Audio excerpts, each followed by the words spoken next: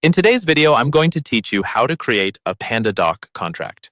We'll walk through the entire process from starting a new document to adding recipients, adding your contract terms, placing fields, and finally sending it out for signature. Follow along on your own screen if you can, and pause whenever you need to. First, let's create the contract document itself. In Pandadoc, look for the option to create something new. Click on New, then choose Document, and then select Select File. Here, you can upload the file you want to turn into a contract, for example, a PDF or a Word document that already has your basic terms and structure. Once it's uploaded, Pandadoc will open it in the editor so you can start customizing it.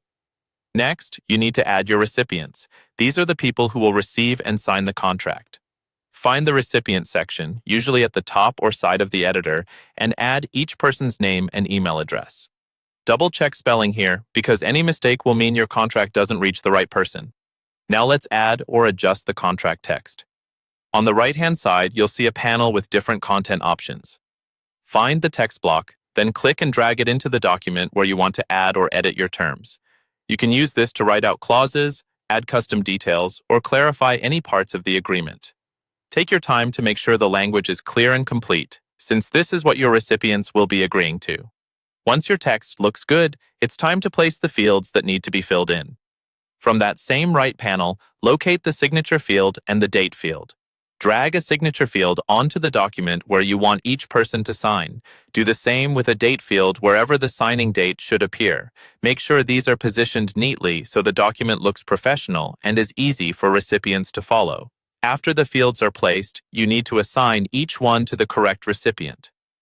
Click on a field, and a small floating drop-down will appear. Use that drop-down to select which recipient is responsible for that specific signature or date. Go through each field carefully so that every signer is assigned correctly and no one is missing a required field. When everything is set, you're ready to send the contract. Click Review and Send to do a final check. If everything looks good, click Continue, then choose Send Document.